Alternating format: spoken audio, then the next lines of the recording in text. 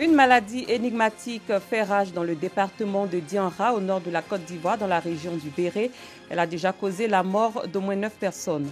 En France, sous de vastes bâches tendues devant la mairie de Saint-Ouen, des dizaines de tentes abritent toujours une centaine de migrants et réfugiés latino-américains expulsés il y a 3 semaines d'un squat qu'ils occupaient dans cette ville aux portes de Paris. Bonsoir, merci de nous rejoindre pour le 19h.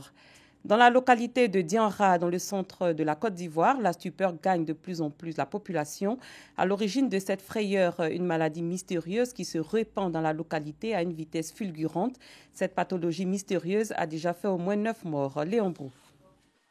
Alité, Péguémé n'arrive plus à se mouvoir sans l'aide d'autrui. Elle ignore le mal qui la ronge depuis 3 semaines et même comment elle l'a contracté. Pareil pour les autres patients de Yérétiélé, village situé à 25 km de Dianra, sur la route menant à Boundiali. Tout mon corps me fait mal, tous les membres comme le ventre, tout, même le cœur. C'est pas ce que j'ai mangé, c'est pas ce que j'ai touché. En tout cas, je sais pas. J'ai mal, tout mon corps me fait mal. J'ai vomi. Quand je dis je vais marcher, je ne peux pas marcher. Effectivement, la maladie existe. Là, on se trouve, nous, on est troublés. On ne sait pas ce qui se passe. Parce que c'est qu'à la base, la cause de la maladie, on ne connaît même pas. Même hier, il y a eu 2 décès. Inflammation du visage et des membres, constipation, douleur à la poitrine, ballonnements abdominaux, fatigue générale, vomissement. Manifestation de cette pathologie encore inconnue des services de santé. Cependant, il lui impute déjà 9 décès sur les 28 enregistrés dans son foyer de Yérétiélé depuis juillet 2019. Mais trop tôt pour en juger d'une épidémie ou de maladie contagieuse. De ceux qui ont traité ou touché les patients ou les morts, personne en effet ne présente de ce fait les signes de ce rongeur.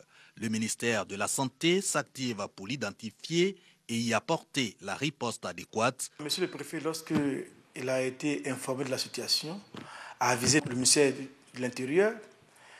Le ministère de l'Intérieur qui a aussi adressé une correspondance au ministère de la Santé.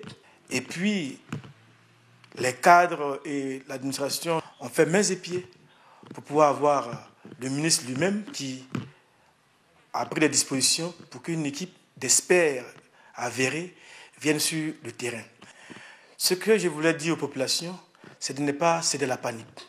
Toujours de sources administratives, cette équipe d'experts est effectivement arrivée sur le terrain ce vendredi. Aussitôt a-t-elle commencé la prise en charge des malades et ses investigations pour contenir le mal de Yérétiélé et environ. Le centre hospitalier et universitaire de Yopougon sera totalement fermé à compter du 1er novembre prochain pour des travaux de réhabilitation. L'annonce a été faite le vendredi au cours d'une visite de cet établissement hospitalier par le ministre de la Santé et de l'Hygiène publique à Kaoli. Cette décision fait suite à une image dégradante du centre hospitalier et universitaire de Yopougon qui a circulé sur les réseaux sociaux où l'on pouvait voir une quantité importante d'eau couler du plafond d'un bloc opératoire. Mon chef-lieu de département de la région du Tonkoui est une ville avec beaucoup de potentialités touristiques et économiques, mais la voirie est mal en point, une situation qui risque de s'aggraver avec la grande saison des pluies en cours. Pour freiner cette dégradation des voies de la ville, les populations ont décidé de se tourner vers les autorités. F. Bouy. Nous sommes vraiment peinés de savoir qu'une si belle ville, la ville des 18 montagnes, réputée pour tous ces sites touristiques, puisse vraiment ne pas avoir une voirie digne de ce nom. Il n'y a pas de route à Mans. À Mans, ici, nous, on préfère moto que voiture, je dis, parce que les voitures n'ont pas de longue durée à Mans ici. Il n'y a pas de route, il n'y a rien, on ne comprend plus rien. Dans le mois d'août, vraiment, c'est très très grave, parce qu'on ne peut pas circuler à Mans aujourd'hui sans être dans la boue, au fait. Parce que la boue nous suit jusqu'à la maison. La ville de Mans, baptisée Cité des 18 montagnes, chef-lieu de la région du Tonkoui, région à très fort potentiel économique et touristique, présente une voirie très mal en point depuis plusieurs années. Pour cette grande cité, seules quelques voies sont praticables, à savoir entre autres l'avenue principale qui part du corridor des Zélés jusqu'à la cité voisine de Fakobli et l'avenue Moussa Kone qui dessert la ville de Biankouman, traversant les quartiers Djoulabougou et Libreville. Hormis ces quelques voies bitumées et dégradées par endroits, le visage que présente la quasi-majorité des rues et avenues de tous les quartiers est sans commentaire. Tchoulabougou, quartier 13, Libreville, Air France, Doyagoundé, Petit Bapleu, Koko, Kansia et Lycée, pour ne citer que cela. Aucun quartier ou sous-quartier n'échappe à ce visage hideux, surtout en ce moment de grande pluviométrie. Prenons l'axe Mankubli. Cette voie abrite non seulement plusieurs directions des administrations publiques, mais aussi la brigade de la gendarmerie de Mans et le bataillon de sécurisation de l'Ouest BSO. L'emprunté est un calvaire vécu quotidiennement par de nombreux fonctionnaires et travailleurs, ainsi que les riverains des quartiers Kansia et Lycée. Donald Oussou est une résidente du quartier Lycée Club. Elle travaille au centre-ville. C'est avec sa petite voiture qu'elle parcourt le trajet 2 fois par jour. En moins de 1 mois, je suis allée au garage près de 5 fois. Parce que l'accès est tellement difficile. L'eau, même quand tu mets ton pied, ça t'arrive aux genoux. Donc ma voiture même, c'est vraiment difficile de rentrer à la maison. Une peine partagée par d'autres résidents du quartier Lycée. Je suis au club en face même devant ma maison, par exemple, c'est autre chose. Hein, je suis obligé de prendre la daba pour faire un caniveau. On souffre. Quand tu n'as pas une moto, soit un véhicule, tu ne peux même pas emposer cette voie. Une fois qu'il est déjà 18h, il n'y en peut plus. Tu ne peux même pas sortir ni même aller Québec. Ah, vraiment, on n'arrive pas à circuler. La route est coupée. Quand il pleut, vous-même, vous voyez, vraiment, on ne peut pas circuler. Les chauffeurs de taxi qui font cette ligne n'en peuvent plus des dégâts causés sur leur voiture. Des amortisseurs, des roulements, des coupures de croix, bon, vraiment, ça nous fatigue. Le premier magistrat et son équipe, quant à eux, font ce qu'ils peuvent pour soulager un tant soit peu les manoirs. Tous les regards et toutes les supplications sont dorénavant tournés vers le président de la République et son gouvernement pour aider la ville de Mans à faire le reluquin de sa voirie. La deuxième édition de l'événement dénommé le trajet de l'espérance s'est tenue récemment à Bobo-Sogifia à l'occasion de la Journée nationale de la solidarité. Son initiatrice, l'ONG Change Human's Life, entend à travers ce rendez-vous mener des actions en faveur des populations afin de leur permettre d'être une locomotive pour le développement économique du pays, comme nous l'expliquent Nousangaré, Colette Ilboudo et Clément Boku. Faire la promotion de la solidarité et inculquer les valeurs de cohésion à la communauté. C'est tout le sens du trajet de l'espérance, initié par l'ONG Change Human's Life. Au menu, visite des stands, panel sur les actions de solidarité et formation sur l'entrepreneuriat et les TIC. Nous organisons le trajet de l'espérance pour amener toute la population à comprendre l'importance de la solidarité en Côte d'Ivoire. Nous voulons impliquer les organisations de la société civile, les entreprises, les autorités locales, les autorités politiques à pouvoir ensemble travailler pour la cause de la communauté à travers cette action de solidarité. L'organisation de cette cérémonie cadre avec notre vision, la vision de la mairie qui souhaite améliorer le bien-être de sa population. Et on ne peut le faire qu'avec l'aide de la population elle-même. La femme au cœur des actions sociales pour le développement durable de la Côte d'Ivoire. C'est le thème choisi pour cette deuxième édition du trajet de l'espérance. L'histoire de ce pays même nous amène à considérer la femme dans tout ce que nous faisons. Rappelons-nous de la marche des femmes qui a libéré nos vaillants prisonniers à Grand Bassam. Tout ceci pour dire que s'il n'y a pas de femmes dans une activité, vous êtes sûr que vous ne pourrez pas aboutir. Parce que la femme, c'est le cœur. Et lorsque elle entreprend une activité, elle entreprend avec tout le cœur. L'homme a l'énergie. Il faut associer à cela la femme pour pouvoir réussir. Le trajet de l'espérance s'inscrit dans le cadre de la Journée nationale de la solidarité. Démarré ce 22 août, le trajet de l'espérance prendra fin ce samedi 24 août par une marche populaire. Prix Diarasuba Civic, c'est ainsi que se dénomme le meilleur prix des acteurs de protection des droits de l'enfant en milieu scolaire. Il vise à encourager tous les acteurs des écoles à s'engager dans la lutte contre les violences en milieu scolaire.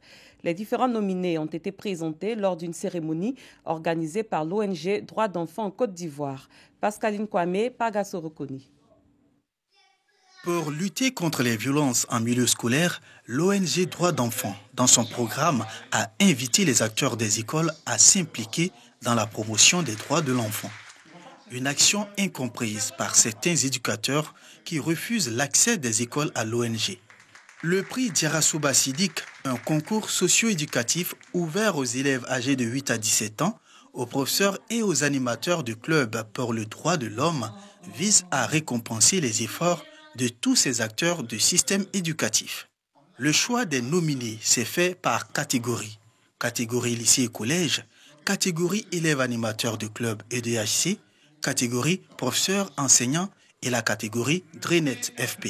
Chacun de ces nominés entend œuvrer pour la promotion des droits des enfants. Je suis fier d'avoir été enfant animateur et de lutter afin que le droit des enfants ou des élèves en milieu scolaire soit respecté et de contribuer à la création d'un milieu scolaire propice. Il faut dire que le travail n'a pas été facile parce que nous avons plein d'élèves encadrés. Mais ce qui a été intéressant, c'est que la fondation, y compris l'administration aussi, ils nous ont accompagnés dans cette tâche et que nous avons réussi. Donc c'est une fierté pour nous. L'ONG Droits d'enfants en Côte d'Ivoire a également dressé le bilan de ses activités et a évoqué les perspectives de la nouvelle année académique. On va résumer le bilan 2018-2019 par la formation des professeurs, la formation des élèves animateurs de clubs et puis le renforcement des capacités de certains parents dans le cadre des écoles amis parents et puis la célébration des journées de l'enfant africain. Le programme sur 3 ans, c'est l'identification des enfants difficiles à gérer dans les écoles, leur intégration dans les actions. À la fin des 3 ans, nous espérons pouvoir retirer 10 000 enfants dans les écoles à une prise de conscience. L'ONG Droits d'enfants en Côte d'Ivoire est un nouvel outil de mobilisation et de sensibilisation de tous les partenaires de l'école qui planchent sur les questions liées à la protection des droits de l'homme, de l'enfant et la citoyenneté en milieu scolaire. Le commentaire est signé Clément Bocou. En sport, la Fédération ivoirienne de football a trouvé un règlement à l'amiable à la crise qui secoue l'Africa Sport depuis la saison dernière. Les deux protagonistes, Alexis Vagba et Antoine Bailly, ont signé un protocole d'accord visant à permettre au club vert et rouge de retrouver une paix définitive. C'était ce vendredi au siège de l'instance fédérale du football ivoirien. Salif Ouattara. Alexis Vagba et Antoine Bailly ont fumé le calumet de la paix des braves. Fini les querelles internes et la guerre médiatique.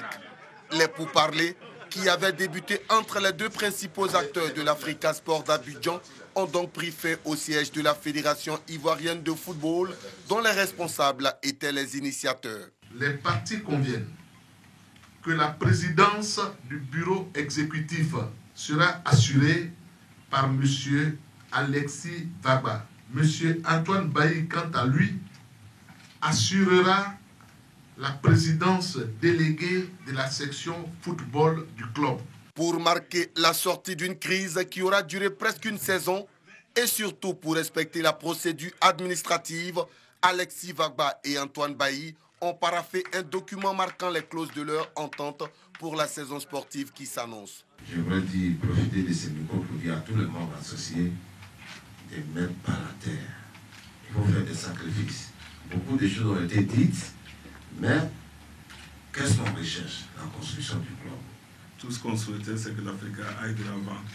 Si on a pu accepter ça, on n'a plus trop de commentaires. Il faut passer à l'exécution de ce qu'on fait. Au bout de la saison, une assemblée générale extraordinaire devra être organisée pour permettre à l'Africa Sport d'Abidjan de se choisir un nouveau président à travers des élections supervisées par l'instance fédérale du football ivoirien. Alexis Vagba et Antoine Bailly ont donc 72 heures pour passer à l'application du document qu'ils ont paraphé et échangé devant la presse sportive. Ailleurs en France, à Saint-Ouen, des dizaines de tentes abritent toujours une centaine de migrants et réfugiés latino-américains expulsés il y a 3 semaines d'un squat qu'ils occupaient dans cette ville aux portes de Paris. Fin de cette édition. Merci de votre aimable attention. Très bonne soirée. Je vous retrouve demain. Mais aussi cubain.